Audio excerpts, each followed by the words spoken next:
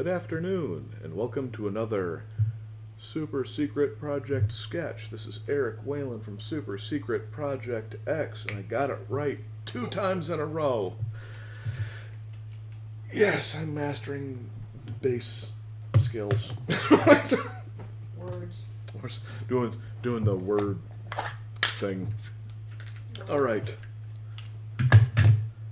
Today, decided to do another one of my favorite villains. This one from the 80s, being Mumra. It was the ever living, wasn't it? Ever living. You know, it's funny. I actually liked the old decrepit version of him better than like the warrior kind of super powerful version that he would pop up and be all threatening. The toy version. Which was awesome, but for some reason the old decrepit version was, you know, just to me was such a awesomer kind of a ugh. It was a great design. I mean, obviously the powerful version was the toy designed to combat the Thundercats and all, but Oh sure. yeah, the original version, yeah, that was a really great design. It was spooky and creepy. Yeah, it was. Well, it was also the thing that I really liked about it was, not that I'm the hugest Thundercats fan ever, but I was when I was younger. Was you had your kind of your feline meat masters as kind of like your main heroes, and yeah, there you know, there was Jackalman and blah blah blah, and you know all of the thugs, but the main villain, I actually could have just kept as the decrepit, old, creepy, magical, ever-living thing, because it was awesome that the very thing that was giving them troubles was like an ancient curse that wouldn't go away. Just this grossly nasty. You needed minions, and they needed toys for, once again, the cats to fight. And I always thought it was funny that his only weakness was his reflection. Yeah. Yeah. Well, it's like, I guess it's like vampires. You know, they're unstoppable, but they have to ask if they can come into your home.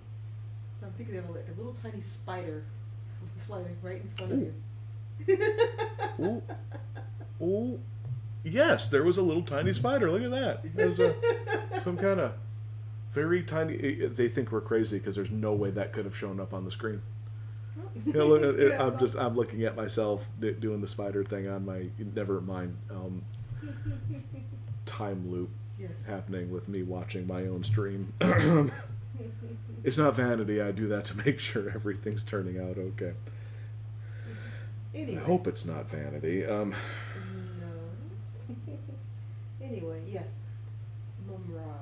Yeah, he was. The ever living. It wasn't really vampiric because he was a mummy. But you know what I mean? It's like that, you know, where there's weird old rules attached to weird old evils. You know, was it like not that this is exactly accurate, but like in the Leprechaun movies where they couldn't ever stop that little evil leprechaun except to have him repair shoes? Is that kind of ridiculous, sort of?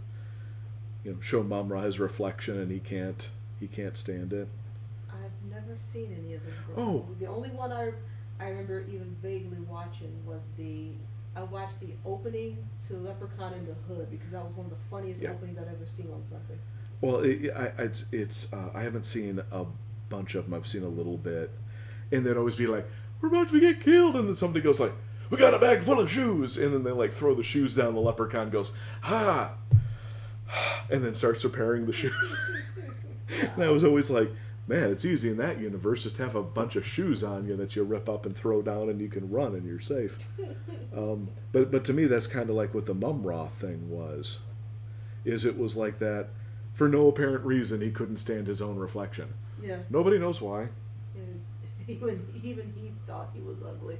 You're not ugly. I'm repulsive. Little creatures of nature. Little creatures of nature. They don't know they're ugly. That's very funny. Oh, it's such a shame that The Spumco guy ended up being a jerk. Yeah. And, I loved Spumco when I was a kid. John Kafowski. Yeah. It's Yeah, well, let's not go into too much detail, but Yep. guy's So, kind of a. It's a shame. It's like with It's a shame. with the guy who created Earthworm Jim, Doug Tenable. I don't know anything about him. Oh, I loved his stuff. Loved his art style. Unfortunately, he is a unapologetic homophobe, transphobe. Oh. Share stuff from Breitbart and Infowars. Okay, yeah, let's just end that there. Yeah, so I'm just like, oh, I was heartbroken when I learned that. So, oh well.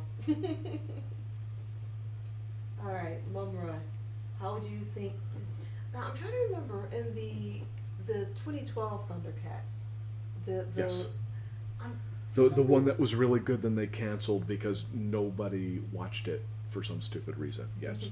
Toys again. Oh, it's got to be kidding me! It was so good, except for the one Moby Dick allegory episode that was just weird and out of place. It's on my list to pick up with because they have the entire Blu-ray entire season on Blu-ray. Woohoo! Mm-hmm. You almost had that. There we go. I'm catching what you had. Words are hard. But I have it on my list to buy eventually here because I've been wanting to watch that series all over again. Which also another segue. Apparently, Avatar Airbender is currently the entire thing's on Netflix back up again. So, Oh, is it? yeah. Is it in HD?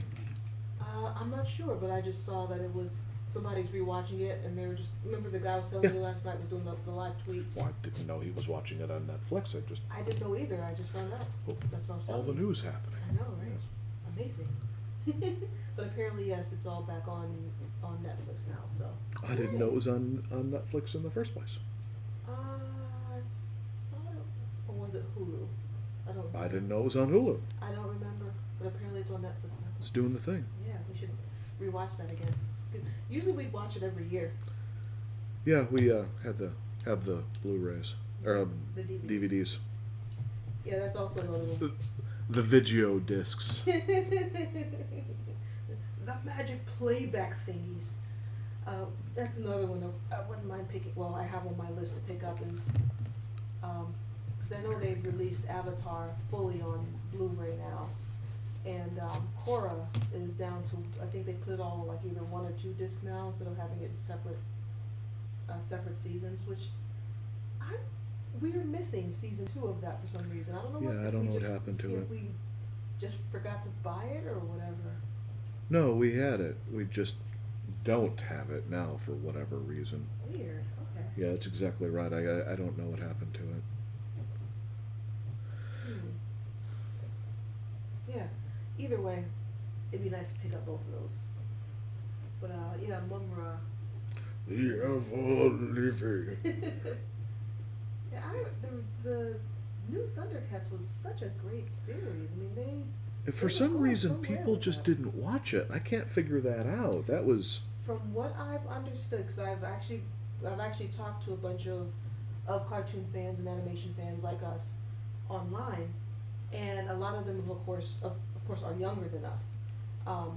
And from what they were saying, now that they're old enough to know what it was and realize what it was, and then some of those who are our age also, they literally said that we didn't know when it was on.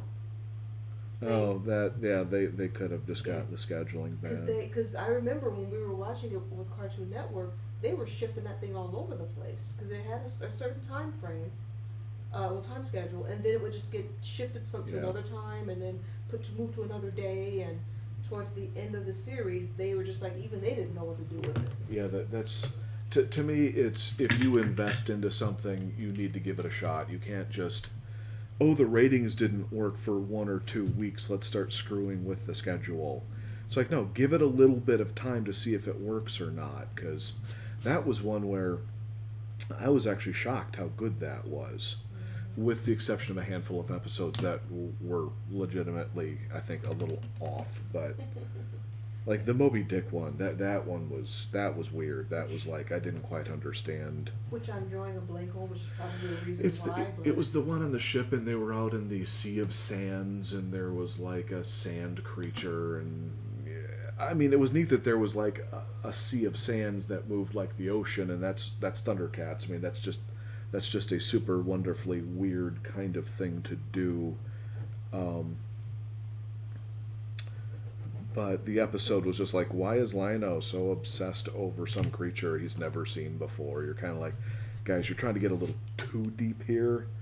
I mean, you were already doing a good job telling the story. Stop trying to do like a Moby Dick story, but well, whatever. I didn't quite get it. I was like, oh, okay, this is. It was kind of neat, but it was also like, I don't get why we're here. Like, why are we doing this particular weird thing? Yeah, I don't remember that episode, which is probably the reason why, because I probably got bored with it or something. It just didn't quite have the same oomph as the other episodes did. Oh well. Yeah, but I mean, they did a really good job, and also from what I remember was speaking with other people, when they were moving stuff around, or moving the show around, they couldn't decide the audience they wanted to show it with, because it was on. It would Why come did on you spend so much money on a series and you didn't know what you were going to do with it? They would put it on on Saturday evenings, so we'd sit and watch it. So it was like it was almost in the, not quite the Adult Swim section, but right before that time period. Yeah, it was kind of sort of at the same level as your typical action anime series. Not exactly for kids, not exactly for adults. Mm-hmm. Guess what? Both watch it. Yeah, and after a while, they would shift it to like earlier in the day, or they'd put it on a different day and stuff, and it just kind of went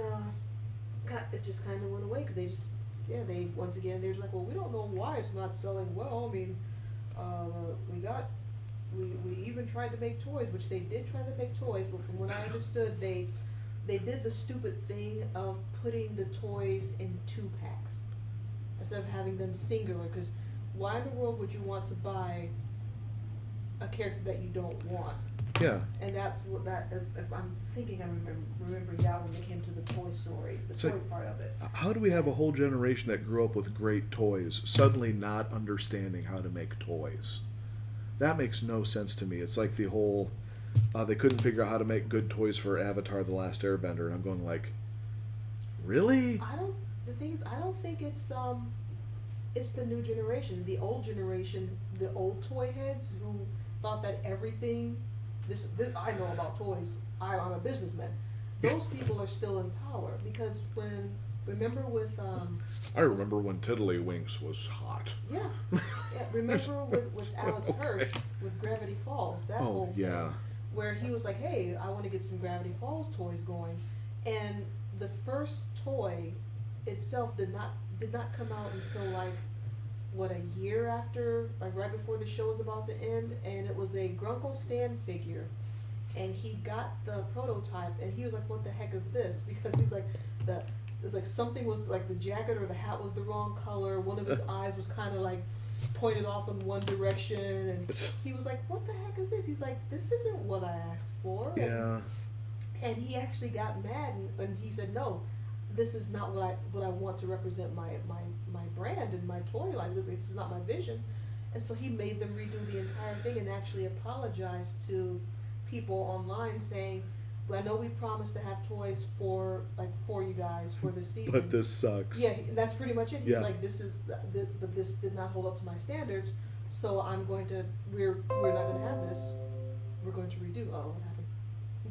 What? I was like, what happened? Something beeped. Okay. Yeah, something beeped. All right. Yeah, don't worry about it. But he was and he was saying like, no, I don't want this isn't what I envisioned. And so apparently one of the executives actually came up to his office and started to try and yell at him for that, to which he... Because your toys are garbage, you're going to blame that on me? Yeah, that was pretty much it. Alex Hirsch, that was pretty much what he said. He's like, oh, so... Guys, you can make decent toys. It's not hard. Yeah, he's like, why are you getting mad over your garbage? And pretty, promptly shut the guy down. And I want to re-listen to that interview again, because it was a really great interview. It was the one thing... that's what just confuses me. It's like, guys, toys have been made on the industrial scale for decades. How are you having a hard time figuring out how to do this? You go over to Asia, which, by the way, produces a lot of our toys. Their toys are fabulous. The problem here is not the kids, it's not the industry. I think it's the people in charge of trying to put toys together for TV series and having a very high opinion of themselves. It's like, I don't even buy a bunch of toys because it's just, I don't have the room, but, like, what the heck? It's a toy. It's a toy. It's not hard. You make the thing on the screen and you put joints on it and stick it in a bubble pack. Well, apparently it is hard because there hasn't been toys for good series. I mean, when have we seen a Steven Universe toy? Yeah, that's another confusing one to me. Aside from, like, Funko. Yeah, aside from Funko. And those are decent. And I will admit, they're doing a good job as far as marketing, clothing, Oh, sure. and various other things. Well, they've done some nice T-shirts for that series. Good T-shirts, good overall merch in general. I am still bitter over my loss of the cheeseburger backpack. I'm going to be angry until I get one of those, actually. Yeah, I'm talking to you, Think Geek. I am bitter. That's why you failed, Think Geek. I was kidding. They're gonna rebuke me now. My bad. Anyway, but yeah, it's like they're doing a really good job on a lot of the other stuff that they've been doing outside of toys, which is. I think probably, well, I'm guessing Rebecca Sugar probably would have to sign off on the fact of, hey, let's get some toys, and she probably has it. So I'm not going to yell at her for that because she's doing a great job on stuff and all the merch anyway. So, but it'd be kind of cool to have a jointed Garnet figure. I would love to have a fully articulate Garnet fig so I can get a Pearl for your house. Now you can have Pearl being uncomfortable in your own house. Yeah, pretty much. Awesome. But yeah, the whole toy thing is always. It confuses me. Yeah, it's like, guys, this is not rocket science. Children have not literally changed because children are literally children. Yeah, and you give them a toy, they will figure out what to do with it. And that's the problem, is like the toys that they were making for a lot of the shows, especially when during the aughts of Cartoon Network, so like the 2000 to like 2010 era. Yeah. And like I've mentioned many times before, the interview with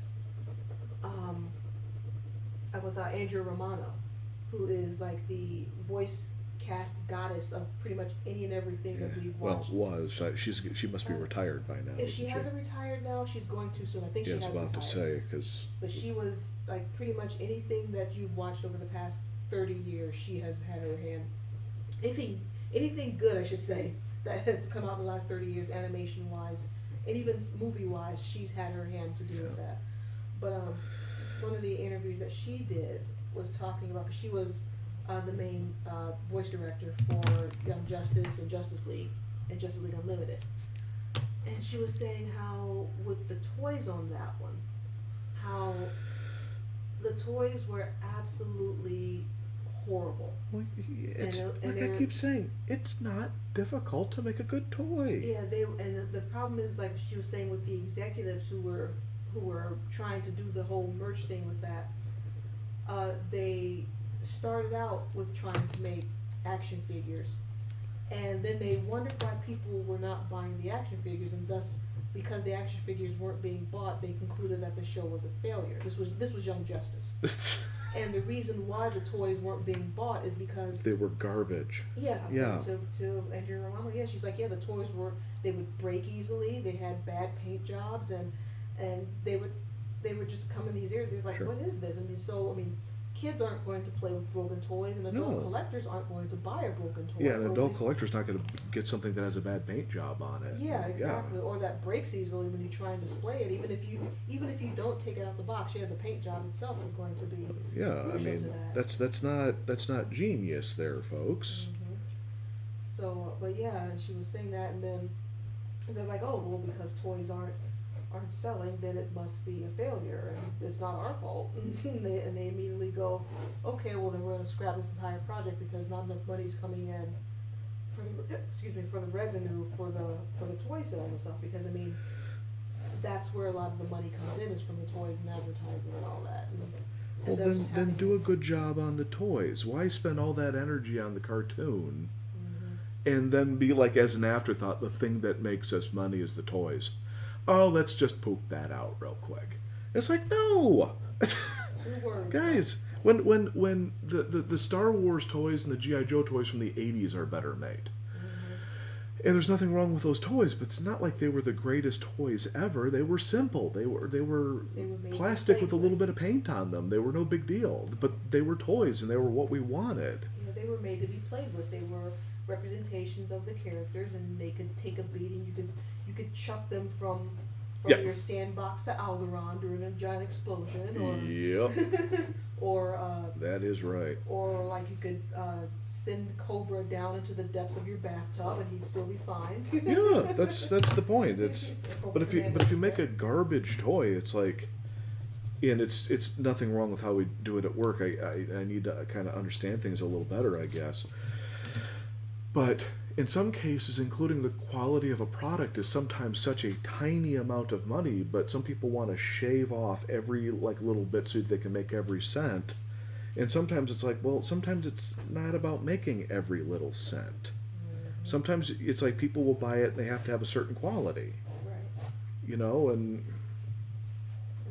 and with toys you have to have a certain quality. They can't bust. Yeah, I mean, and I know for a fact I've done, and I mean, I love toys. I have no qualms about telling people that I freaking love toys. Yeah. And I mean, if you look at my my desk that I have in the studio, you would see that. But even I'm not a toy collector in the sense. I just love toys. Sure. But even I, in some aspects, when I would pick up stuff, I'd look at things and go, okay, what does this look like? To see if there's any chips or loose parts or anything like that. And I mean, if it's something that's blatantly I'm not going to get it. So it's like, but I mean, so I don't literally go searching through things for the best qualities. I'm not like that. But I will look for something that. But it needs to be decent. Yeah, it's like okay, like is it going to chip if it falls off my desk by accident, or is a leg going to break off, or are the eyes derpy? That's all I don't need is sitting there working on my desk and turning and seeing like derpy Spider Gwen staring at me. That kind of freaks me out. Derpy Spider Gwen. Derpy Spider Gwen. Unless the eyes are supposed to be derpy, like Derpy from My Little Pony. There we go. There we go.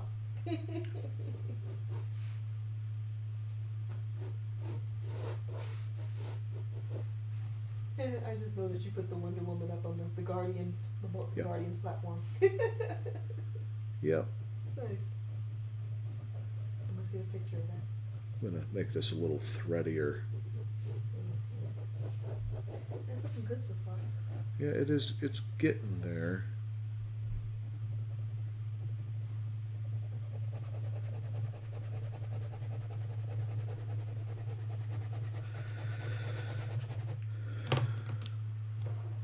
Well, it's like we've got guys at work that are like toy guys.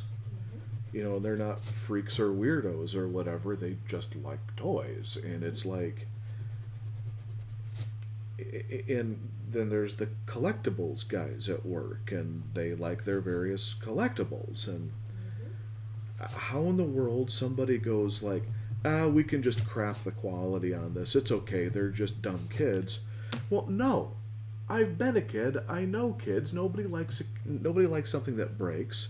So if you look across all of those, you go like, so the point being is, don't make a garbage toy. The kids don't want it. The collectors don't want it. The toy people don't want it.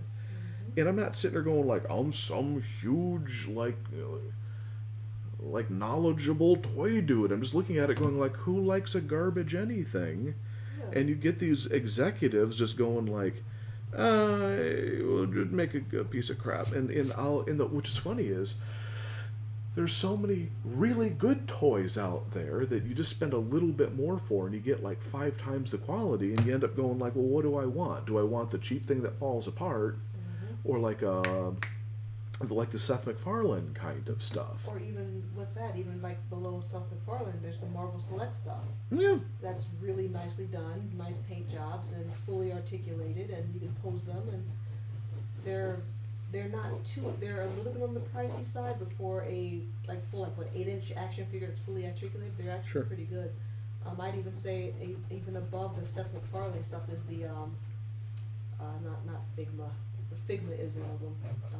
Well, yeah. Well, there's probably multiples. And there's Figma, and then there is the and I am blanking. It's something like Figma, the long Japanese name, but Sure. I think I have the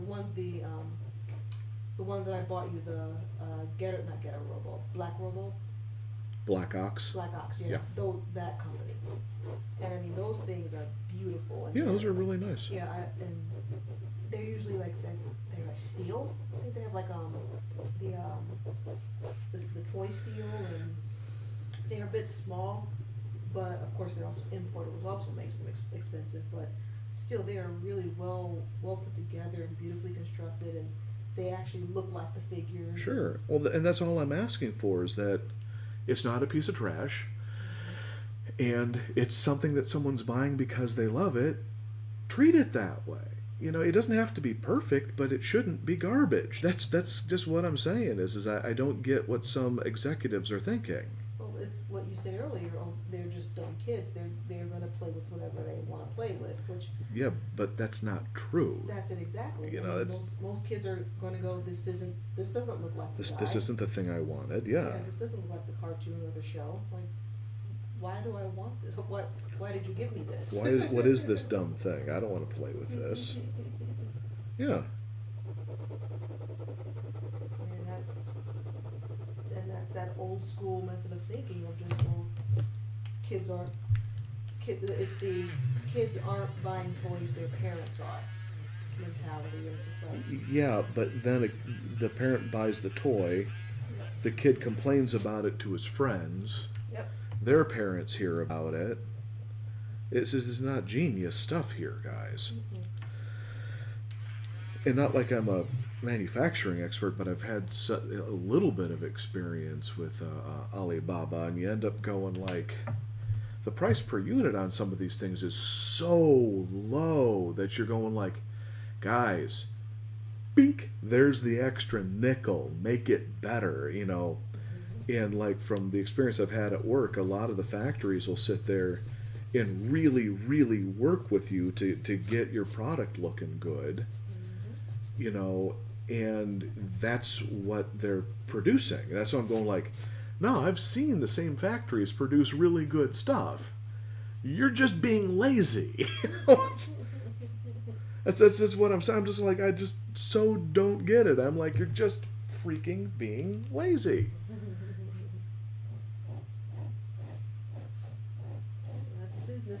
I just so lost. I'm just like, why would you act like that? It's okay. All these artists are spending all this time putting these shows together, and then you botch it up at the end because you're just some lazy dude. That's bull. Mm-hmm.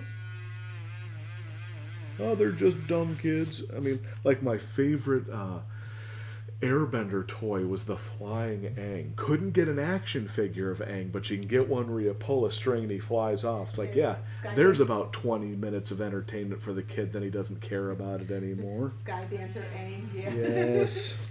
And not even 20 minutes. I give it 10 minutes before it gets lost. Well, I'm referring to the kid that's kind of an expert with the Sky Dancers. So, and then after a while he's like, well, that was that. Then you're like, can he throw it? Can he throw one of Aang's air gust attacks? No, he's spinning in the air, so he's going to like, well, I can't do that with this toy because he doesn't do that in the show. Well, okay, he's spun up in the air a couple times, but not like that. Mm-hmm. and the Appa was his launcher, and so like, well, does Appa have movable legs? No, he's just a solid base. Oh. Huh. Well. Why would I okay. buy this? So I can't pose him. I wanted a Toph toy. I never got it. I never got it. A Toph. I Words. never got it. I swear to God, I speak English. I never got it a Toph. Did you see that man over there? He just said he didn't got it a Toph. Is he? What language is he speaking? Gesundheit. I didn't got it a Toph. Awesome. But yeah, I mean, it's like that. I mean, if they were so interested, like, in selling packs of stuff, well, then sell me a 4-pack of the gang. Then give me the Aang gang. Yes. The Aang, you know, like, yeah, give me Aang and Katara and Sokka and Toph together, and then you could have had like Zuko as a add-on once he became the good guy and stuff. Or, I mean, there was so much potential. I mean, even the Sokka toy, they didn't give us an ordinary Sokka toy. They gave us Wolf Warrior yeah, Sokka yeah, or something like that. Yeah, Warrior Wolf Sokka. That only Which is kind of in- cool, but by itself it's weird. He only appeared in one episode. Yeah, that was that's the first one. That's what I'm saying is it was weird that they went with that Yeah, and not how he normally showed up in the show. because they were targeting little boys. They didn't know the demographic, and this is going to be my only looking into their side on the aspect of it. When they were looking at the toys, it was just about it was near the second season, and so they were still filling out the characters, still trying to figure out what was going on. Sure. And then there in the exec's eyes, they were still seeing it as a boys' adventure cartoon. Thus, us getting. It's not entirely a bad assessment, Yeah. but it's not really reflecting the audience. Well, and I can see why they came to that conclusion. I'll put it that way. That's just it. Their audience that they saw was little boys watching this, and they little boys don't want to play with girls' toys as Kids yeah. play with whatever toys they want to play with. Exactly. It's that simple. And it's like kids, they want the teams. They want the full gang to have the adventures, and they want the bad guys so the good guys can fight against them. And Yeah. and It's not a weird idea. no, it's not. I mean, and me personally with toys, I wasn't one of the I have to have the bad guy toys because I I wanted to play the bad guys toys. I had a lot of Cobra toys. see I had a good mix up of toys because a lot of the toys I got were hand-me-downs because youngest kid and all. So I mean, a lot of stuff I got, I had to make up my own good guys, bad sure. guys, and to me that was actually a lot Sure, more yeah. fun because I had one of my favorite adventures I remember was Barbie hooking up with Namor. I had a I can see it. I had a Namor Migo. You had a Namor Migo. Yes. Another phrase that sounds like I'm not speaking English. I got it, a Namor Nemo. Namor. And Never I got mind. a Davida. And I got it, a Vita. I'm not drinking, seriously. And I got it, a Vita. I got it, a more. Yeah, I still to this day remember the setups I had with all of my favorite toys because I had this really great dollhouse that my mom's best friend had actually made for me because she was a really great crafter person. She was, well, and in the studio, in the on our bookshelf or bookcase, there's this cute white ceramic bunny with like yellow flowers painted on with a yellow ribbon. She actually made that for me. Oh. Yeah, she was really good with all Okay, that I stuff. remember that one, yeah. Yeah, she made all kinds of and oh, she could bake some desserts. Oh man, she made this stuff called tiger butter, which was swirled chocolate and peanut butter, and then you would break it into like big chunks, and it would melt in your mouth so magically, and it was amazing. Anyway, and she made for me this dollhouse, and it was a 4-room dollhouse, 2 stories, and then had an attic area that was part of the roof that you can flip up, and it was like the attic area in there. And so I still remember all of my dolls adventures, my action figure adventures I had in this. And like I said, my main favorite one was was Barbie and Namor hooking up, and their kids were, let's see if I can remember, a Ric Flair action figure, He-Man, Woo! He-Man, and oh shoot, there was a third one. The third one was this. I don't even know what this was. It was like some blonde, like super articulated doll. It was like Barbie and G.I. Joe mixed together, which I did that also. Well, that only makes a certain level of sense. I know exactly. But On the same note, so does mixing together G.I. Joe and He-Man, depending upon what the kid was into. So, hey man, my He-Man would ride into battle on my Little Ponies. well, they needed a mighty steed. Heck yeah, I didn't have Battle Cat. But at that scale, it would have been like they were riding Great Danes. But well, I didn't have Battle Cat, but I had a Morning Glory, and she was my favorite. So she was He-Man's chosen ride. it's not bad. It's not bad. But yeah, it's like it was. I had such this for my age. I had such a convoluted, great storyline going with all these things that I love to play. And like I said, since I had such a huge jumble of toys, I made up my own good and bad. And man, that was some fun. Oh yeah. Well, no, but that's the point of toys. Yes, exactly. It's just to have fun, and when people are like, we have to make a certain kind of toy so kids can do a little singular trick with the toy, and I end up going like, you realize it's better if you just create a toy that the kid can get the most kind of different things out of it, and when you make a one-trick pony, honestly, all my one-trick ponies when I was a kid, because they had them in the 80s, those were like my least favorite toys. Yeah. Yep. Yeah, same here, because you couldn't do anything with them. You couldn't pose them. You couldn't. Well, you could do the one thing, which was great if it was like a moving toy. Mm-hmm. You know, like the motorcycles, where you pull the thing and it goes. No, those were good. Cars, yep. Yeah, or the key cars, because those were great because you could go in and like make obstacle courses or crash them through things, or pretend that they were like a secret Cobra weapon or something. Yes. And so there's all sorts of stuff like that. But most of the one-trick ponies were like, look, Aang flies. Okay, 10 minutes later, the kid doesn't care. Good job, you just wasted, what, $12 or whatever. Yeah. You know, the kid's not going to pick that up again. Yeah, it's like, okay, Aang needed to have this glider. The kids needed to make him fly because that's what Aang does. And that's not entirely a bad idea. No, I'm saying Aang needs to be an action figure. But that's what I'm saying. Yeah, with his glider, and he needed to have Appa Sure. You could put him inside Appa. Or sit him on top of Appa. Sure, but what I'm saying is then you want to create the glider. That's not a bad idea. Mm-hmm. As long as they got the general purpose toys with it too. You know, I'm just like, guys. That engineering would have been something kids would have loved. I mean, having a little glider that you could hook his arms into, push the button, and the wings pop out. Kids would love that. Heck, I would have loved that. Yeah. I mean, kids love surprise things that pop out like that. Oh, sure. But to skip over the general purpose toys because you apparently the child inside of you has died, Mr. Toy Executive, and you can't even remember what it was like to play with toys. I'm envious of my younger self because I can't really do that anymore.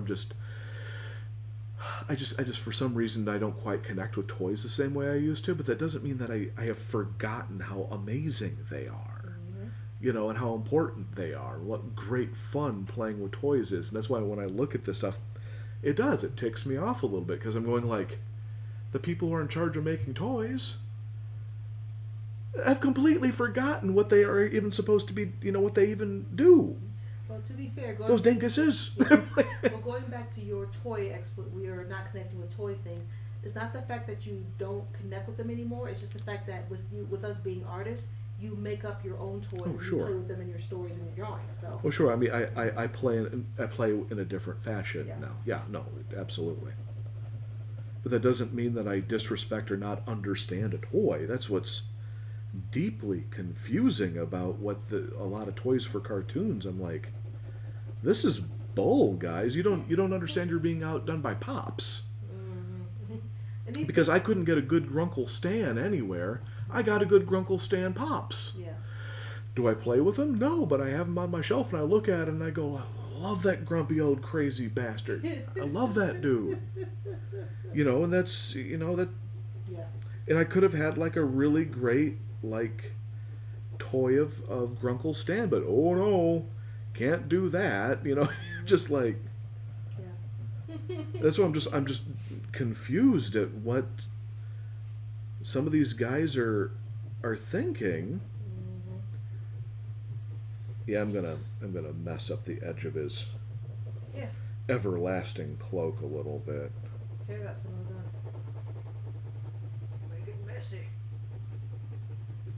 You make it weirder.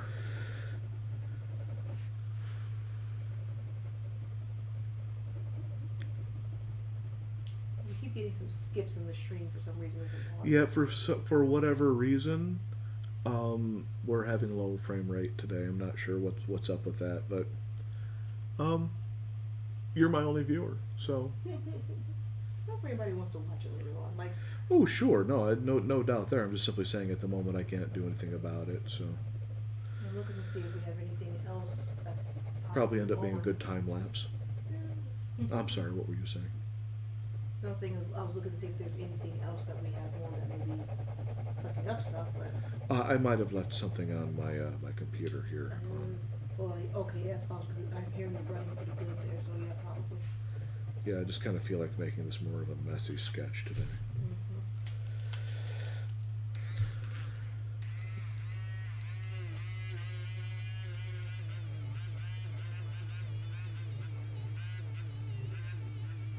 The ever living.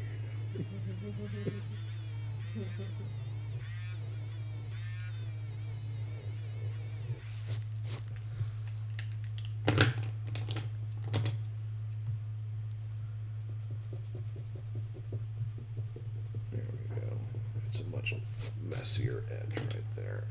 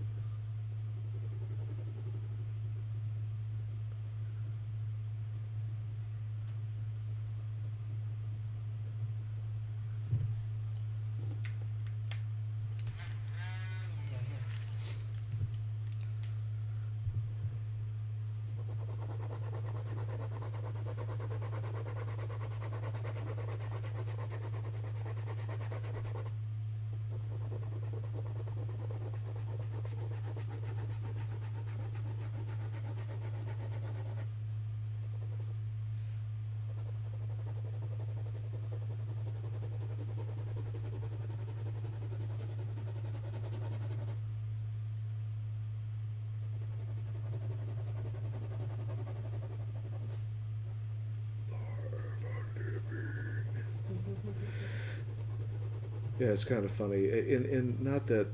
I think what my criticism when I was a kid about Thundercats is I really enjoyed it. And this is going to sound stupid, but it never went anywhere. Like they were always kind of hinting that it was going to go somewhere. Mm-hmm. Like they kind of built into it that it was going to do something at some point, and then never did. And even as a kid, I was like frustrated with that. I was like, but it seems to be doing something. They keep making references back to their home planet and this and that and blah blah blah and yada yada, and then it would just never do anything. I'd just be like, oh. And eventually I just really stopped caring. I was just like, that's kind of dumb. Yeah, and I'm with you. I love Thundercats. Yeah, I like the idea and the world and stuff, but... Yeah, but I just didn't get, super into them because, like you said, it didn't go anywhere. Yeah, I wanted to go somewhere. I wanted some type of, sequential something. Or at least some moments where something changed. Yeah. I mean, significantly. I'm sure there were moments where a couple things changed here and there, but significant change. Yeah, and that was one of the reasons why I liked the 2012 one, because they actually did do some character changing and growth, and stuff did happen that was actually crucial and consequential to the actual storyline. Yeah. And Panthro lost his arm. Characters, just turned into terrible people, blah blah blah, and you were like, they brought in Mumra, and she was actually like a hideous person. Yeah. I mean, from what I understand, they were actually going to bring in some of like the next, well, not next gen, but the second, not even the second tier, but the new Thundercats. They were going to bring in Bengali also, but they never got that far. And I mean, and I actually liked his character. Just that, like you said, once again, they brought him in and he really didn't do much of anything. He was this old blind sage guy, but not really much to him. And I mean, Humaira, she was another girl on the team, which was cool for us girls, yay, but didn't mean anything. Yeah, I mean, well, what did she do in the old series? I don't remember her actually doing a whole heck of a lot of anything. Okay, I know she was like one of the younger. It was like, look at the new toy. Yeah, is what it was, and it was like. Because it was Bengali, Humaira, and no, I'm sorry, not Bengali. Linkso, thank you. I was like Link something. Yeah, Bengali was the white tiger guy. So so those were the three new chaps that they brought in. And so, which I was also trying to figure out. I can't remember where exactly did they come from.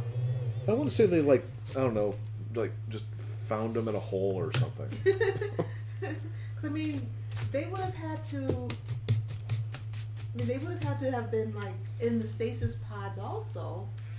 That kept everybody kind of like at the.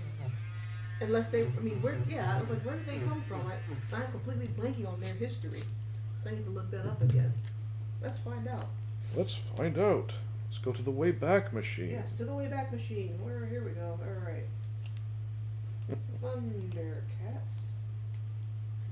No, cats. That's a misspelling. That's a bad word misspelling. Linkso. I love the one meme somebody put out. It was like, you ever stop to think with Thundercats? Lionel would just point a giant laser pointer to the sky and the cats would chase after it.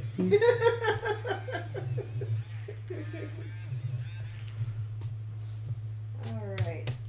Okay, I'm typing in Linkso. Linkso is the oldest Thundercat alive. He was blinded by fire before Thundera exploded. He has been able to fine-tune his other senses because of this. That's the stuff I wanted to see in the show. Yeah, a braille board was made for him so he could learn about the lunatics. The lunatics. I remember them. Yep, same here. Now it is used to help guide through the forest of mist and to learn about other things before the rest of the Thundercats learn about them. Linkso is based on the Link's personality. The oldest and wisest of the new Thundercats, possessed of a great clarity of vision, all the Thundercats look to Linkso for insight. He uses his blindness to his advantage, with his lack of sight enabling him to always look beneath the surface for a heart of a problem. Whoever wrote this is not very good at writing things. Alright, that's the wiki. I'm gonna look for the actual Wikipedia thing and not the fandom wiki. Those are usually not pretty good. Yeah, there's some details in there. You're like, you just made that up. And this is where the Kool-Aid Man came in. I'm a huge Thundercat / Kool-Aid Man fan, and here's my fanfic about the romance between the Kool-Aid Man and all the Thundercats. Thundercats. Oh yeah! Thundercats. Oh yeah!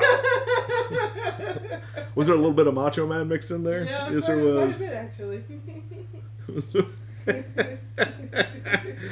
Alright, here we go. Alright, it's Thundercats who appeared later in the series.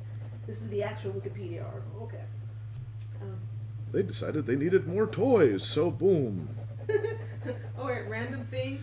In the Spanish version of the original series, Wily Kit and Wily Cat are renamed Felina and Felino, and in German they're called Minikit und Minikat. Random. Minikit und Minikat? Da. K-A-T? K-A-T? Yeah. K-A-T? K-A-T. I'm coming up with all sorts of new words today. I know, right? You're really on it with those. Kind of being a little magical there. Alright, here we go. At the start of the series' second season, it was revealed to Lionel, after having a recurring dream about the final moments of the destruction of Thundera, that there are more Thunderians living on Third Earth. They survived the cataclysm when rescued by a Robert Burble scout ship piloted by 2 Burbles. I wanted more info on those weird things. They were just there. Stupid and ridiculous and without any explanation. I can't stop thinking about them whenever we'd watch the Adventure Time special with the 5, those are the Grables? Grables, the 5 Grables. Yeah, one of the guy he would always say something like, he would go Burble after it, and that would just pop into my head. But anyway, okay. The ship was damaged in the final explosion of the planet and made it to Third Earth, landing on an unknown island somewhere in the Northern Sea. This was revealed to Lionel when Chitara focuses her powers into tapping into this knowledge. After Mumra tries to capture them to use as bait to destroy the Thundercats at Fire Rock Mountain, which is where a lot of Thundranium is located, these 3 Thunderians are rescued and brought back to the Cat's Lair, where Lionel anoints them as the new Thundercats. They initially come to live in Cat's Lair until after the arrival of the lunatics, at which time they are stationed at the Tower of Omens. Let's see. Linkso. The oldest of the trio is based on the Lynx. Linkso was spared the sight of the destruction of their homeworld by a cruel twist of fate. A blast of intense heat and fire blinded him moments before he and his 2 younger companions were rescued, leaving his eyes all orange, denoting blindness. Because of this injury, Linkso has had to adapt to survival on Third Earth, and has done so by honing his other senses to superhuman levels. His sense of touch, smell, taste, and hearing are far above those of the other Thundercats, and this affords him a type of 6th sense, although it is not like the one Chitara possesses. Though blind, Linkso Convenient. I know, right? Though blind, Linkso is still a formidable fighter. His sense of touch allows him to find pressure points in the foe's body to knock them off balance, or to stun them. He can also feel vibrations, which allow him to evade attacks and capture, and can use a sonic reflector as a weapon in combat. His greatest skill comes in utilizing a special braille board, a device that allows him to translate information coming from sensor systems inside the Tower of Omens, enabling him to see into the gloom of the dark side. The same device also allows him to pilot the Thunderstrike aircraft through the valleys of mist, where the Thundercats need to find a way to the dark side. Okay, that was talking about... In the 2011 series, Linkso is a general under Claudus. He first made a cameo as one of Thundera's lookout sentries. It's unknown as to whether or not he survived Thundera's destruction. If there was a season 2, it would have depicted Linkso's history with slides and show how the lizards sided with Mumra. Alright, so that's him. Let's see, Bengali is one of the 2 younger Thunderians among the trio, named after the Bengal tiger and resembling the white variant. This warrior is a skilled blacksmith like his father before him. This talent proved valuable after the Sword of Omens is once again broken.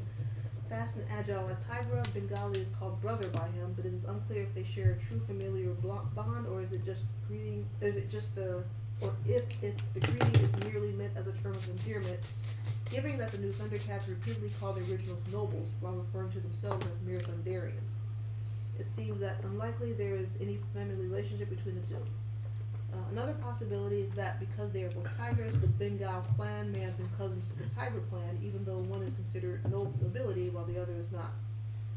In combat, Bengali wields a weapon called the Hammer of Thundera, which she also uses while doing blacksmith-related work. It can shoot energy blasts and carry smoke pellets in its handle and allow him to confuse and provide cover for withdrawal from a fight. He is the only Thundercat who does not appear in the 2011 series, although according to the creators, if the show had continued, he would have appeared in the 2nd season as the son of Tigra and Chitara. Right on. Right, there you go. They were doing the thing. They will make a Thundercats. All right, I think that's pretty good. Yes, very good. All right, and by a bizarre twist of fate, and it's as if I plan these things, but I really don't, because I'm not paying attention to what I'm doing most of the time. We now have a end of an episode where I am going to seal 2 characters together in an ever-loving kiss, unfortunately. So, Mumra the ever-living, this horrible person right here, Yosemite frickin' Sam. All right, so, well... This is the Mumra the ever-uncomfortable. And Yosemite, oh no, Sam. Anyways, you guys have yourself a good time in my sketchbook. So, that smooch happened. Right, like right like It's that. getting hot in here. Let's take off all our clothes. This is R&B song. this is true. This is true. But not on the live stream. It's an R&B song. Well, regardless, it's still not a terrible idea. All right. All right. Everyone have yourself a good week. I will catch you next Saturday and next Sunday at 4 p.m. and blah, blah, blah. Everyone have a good week. I'm trying to think, maybe, because if we have people coming over, I think next weekend. So. That's true. I may end up doing a little early or whatever. But anywho, stuff. So you have yourself a good time, and I will catch you later. We'll see you.